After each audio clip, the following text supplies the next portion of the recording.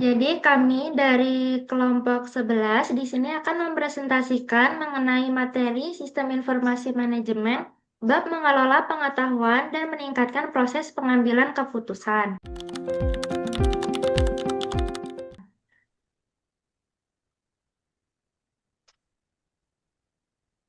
Perkenalkan, saya Alvina Rahmaniarka Putri dengan 3 digit NIM terakhir 304. Saya Evelyn Noviatara Simamora dengan 3 digit NIM terakhir 324. Saya Rista Zevida Pramuji dengan 3 digit NIM terakhir 101.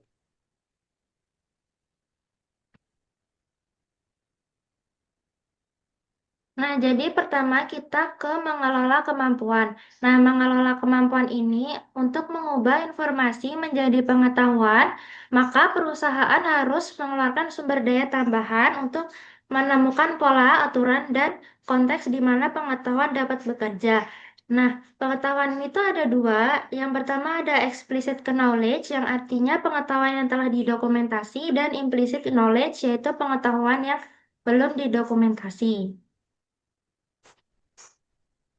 Nah, selanjutnya kita ke rantai nilai manajemen pengetahuan. Rantai nilai manajemen pengetahuan itu yang pertama ada pengumpulan data dan informasi, kemudian ada mengumpulkan, kemudian ada menyimpan. Seperti yang kita tahu, menyimpan itu termasuk dalam sistem manajemen konten, database pengetahuan, dan sistem ahli. Kemudian ada menyebarluaskan, dan ada menerapkan.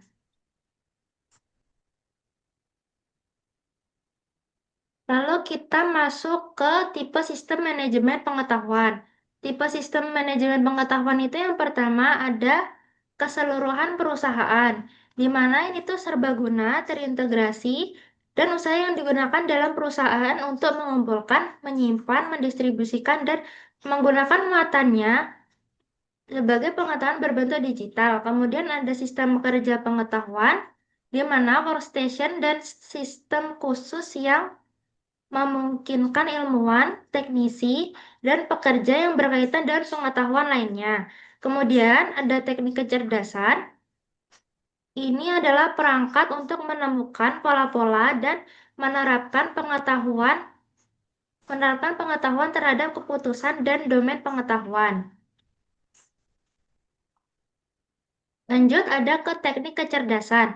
Teknik kecerdasan itu kecerdasan artifisial dan teknologi database. Itu menyediakan sejumlah teknik kecerdasan yang dapat digunakan organisasi untuk memperoleh pengetahuan. Nah, kemudian ada memperoleh pengetahuan sistem ahli. Nah, sistem ahli atau yang bisa disebut sebagai expert system, ini merupakan suatu teknik kecerdasan untuk memperoleh pengetahuan tersirat dalam wilayah yang sangat spesifik. Nah, bagaimana sistem ahli bekerja? Sistem ahli model pengetahuan manusia merupakan suatu rangkaian aturan yang secara kolektif disebut dengan basis pengetahuan atau dalam bahasa Inggrisnya disebut knowledge base. Nah, sistem ahli ini memiliki 200 hingga ribuan aturan. Jadi bergantung pada kerumitan dari permasalahan. Strategi yang digunakan itu dinamakan mesin inferensi atau inference engine. Nah, ada dua strategi yang umumnya digunakan. Yang pertama itu adalah penalaran maju atau bisa disebut forward chaining.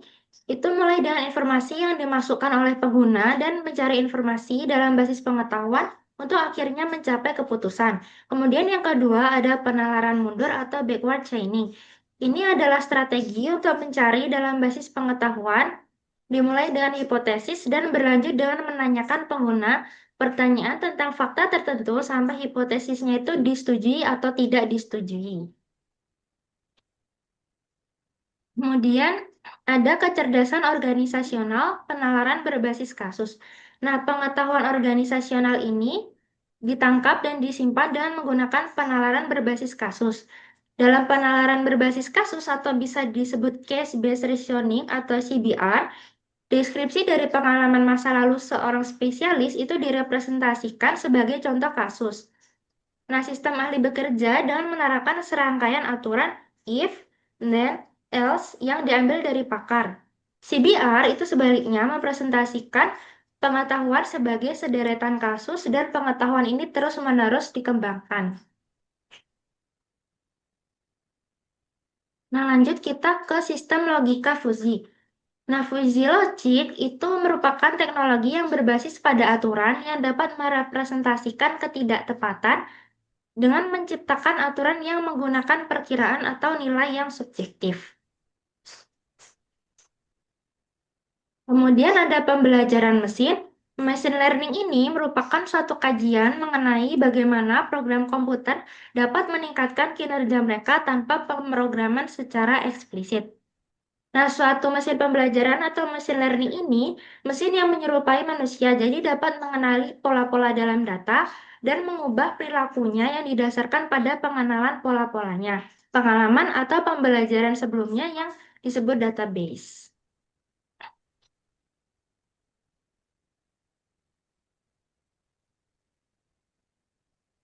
Lalu kita masuk ke jaringan neural atau neural networks. Jadi jaringan neural ini dipakai untuk memecahkan masalah yang sangat kompleks. Masalah yang datanya terlalu besar dan rumit untuk dianalisis manusia secara manual.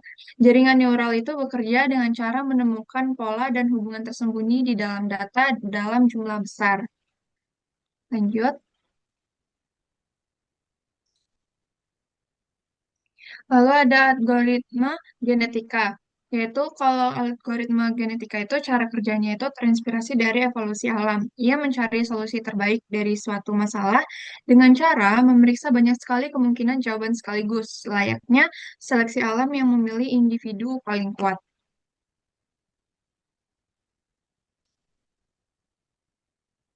Lalu ada agen intelijen. Agen intelijen adalah program software yang bisa bekerja sendiri tanpa harus diawasi manusia terus-menerus. Ia menjalankan tugas tertentu untuk pengguna, proses bisnis, atau aplikasi lainnya, yaitu menggunakan pengetahuan yang sudah dipelajari sebelumnya.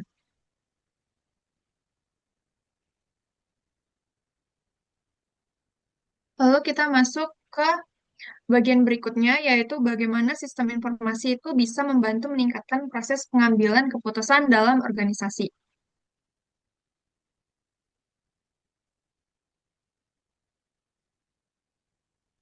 Ada dua nilai bisnis utama. Yang pertama itu data real time. Manajer itu nggak perlu nunggu laporan manual, bisa langsung merespon masalah atau peluang saat itu juga. Dan yang kedua itu ada efisiensi operasional, yaitu keputusan yang didukung sistem informasi yang membuat pekerjaan jadi lebih hemat waktu, biaya, dan tenaga.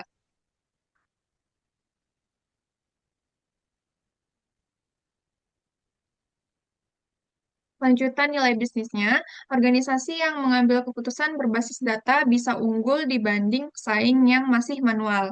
Selain itu, informasi dari MIS, DSS, dan ISS membantu manajemen merencanakan strategi jangka panjang dengan lebih akurat.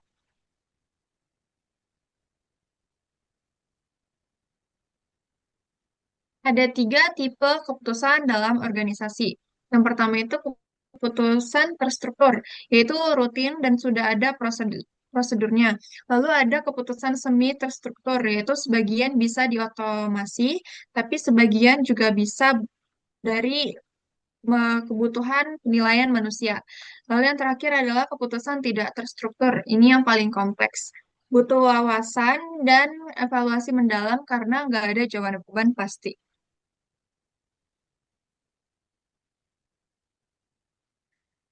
Lalu kita masuk ke proses pengambilan keputusan. Ada 4 tahap. Yang pertama itu intelligence. Kita identifikasi masalahnya dulu. Lalu yang kedua itu desain. Kita rancang berbagai alternatif solusi. Lalu yang ketiga itu ada choice. Kita memilih solusi mana yang paling efektif berdasarkan biaya, manfaat, dan resiko. Dan yang terakhir itu implementation atau pelaksanaan. Solusinya itu dijalankan dan dipantau hasilnya bagaimana.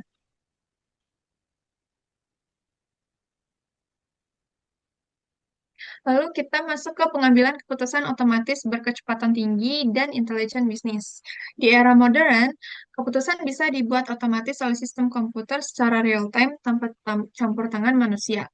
Ini namanya High Speed Automate Decision Making. Ini memanfaatkan big data dan algoritma cerdas. Tapi di sisi lain, intelligent business adalah proses mengumpulkan, menyimpan, dan menganalisis data supaya manajer bisa membuat keputusan berbasis fakta.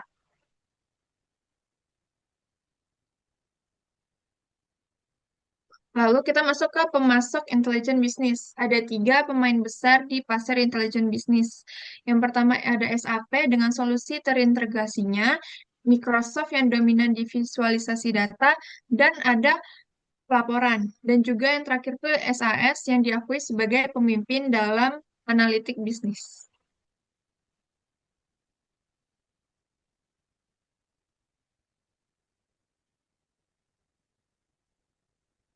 Lingkungan intelijen bisnis mencangkup tiga unsur.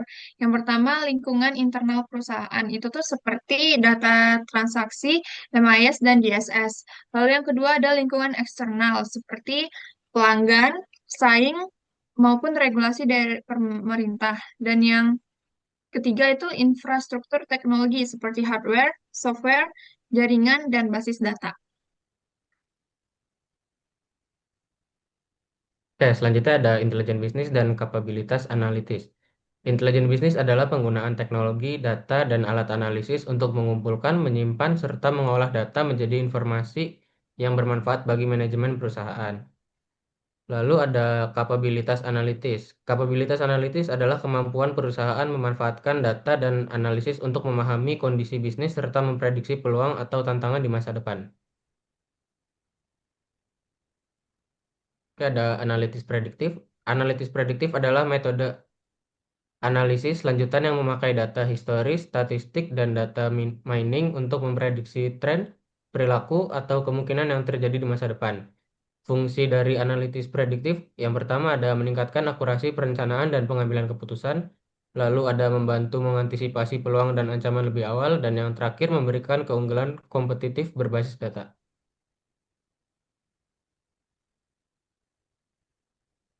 Selanjutnya ada analisis data besar. Analisis data besar adalah proses mengumpulkan, mengelola, dan menganalisis data dalam jumlah yang sangat besar, beragam, dan berkecepatan tinggi untuk menemukan pola, tren, serta wawasan yang dapat mendukung pengambilan keputusan bisnis. Karakteristik dari analisis data besar ada volume, variety, veracity, dan value. Lalu ada visualisasi data, analisis visual, dan sistem informasi geografis. Yang pertama ada visualisasi data. Visualisasi data adalah cara menyajikan data dalam bentuk visual seperti grafik, diagram, peta, atau dashboard. Tujuannya agar informasi lebih mudah dipahami, dianalisis, dan membantu pengambilan keputusan. Lalu ada analisis visual. Analisis visual merupakan penggunaan visualisasi data yang dipadukan dengan analisis interaktif untuk menggali pola, tren, dan hubungan dalam data secara lebih mendalam sehingga menghasilkan insight yang lebih besar. Lalu yang terakhir ada sistem informasi geografis. Sistem informasi geografis adalah sistem komputer yang digunakan untuk mengumpulkan, mengelola, menganalisis, dan menampilkan data berdasarkan lokasi geografis. Sistem informasi geografis membantu dalam pemetaan, analisis wilayah, serta pengambilan keputusan yang berkaitan dengan lokasi.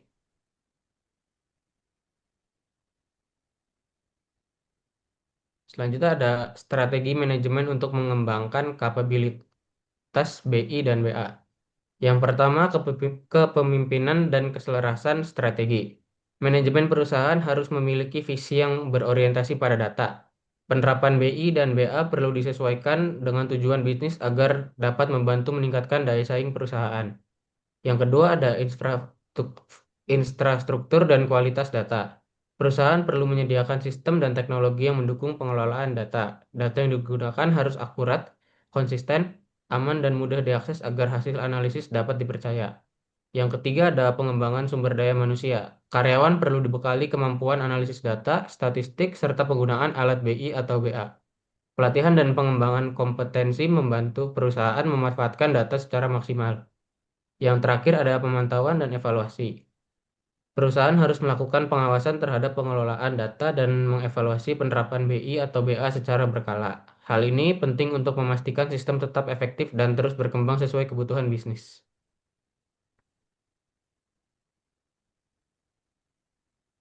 Selanjutnya, dukungan keputusan bagi manajemen operasional dan manajemen menengah. Yang pertama, dukungan keputusan untuk manajemen operasional.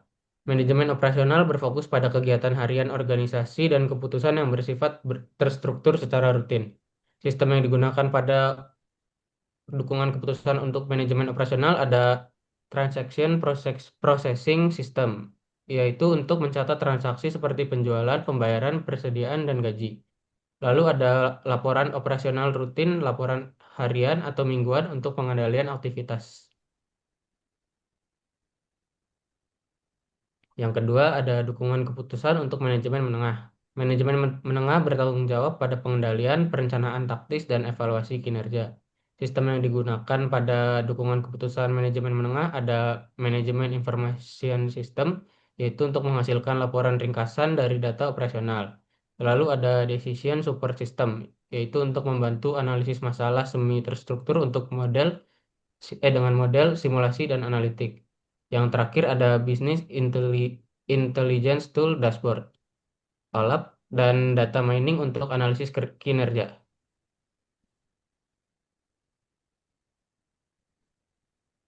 Selanjutnya ada dukungan keputusan bagi manajemen senior.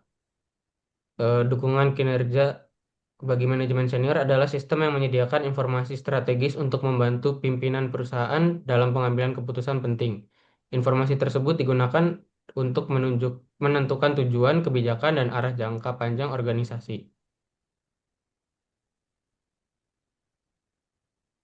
Komponen dalam dukungan keputusan manajemen senior yang pertama ada Executive Support System, yaitu untuk membantu manajer senior mengambil keputusan tidak terstruktur yang membutuhkan analisis mendalam, pemantauan kinerja perusahaan, dan respon terhadap lingkungan eksternal.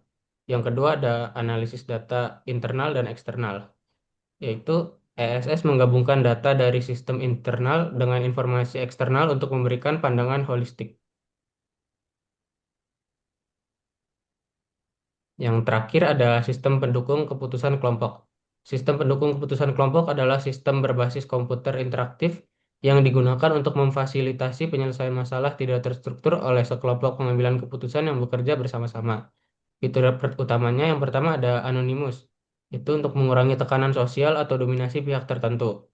Yang kedua ada electronic brainstorming, itu untuk anggota kelompok dapat menyumbang ide secara bersamaan. Dan yang terakhir ada voting, yaitu untuk membuat keputusan secara bersama-sama. Oke, mungkin itu saja yang bisa disampaikan oleh kelompok kami. Kurang lebihnya mohon maaf. Terima kasih.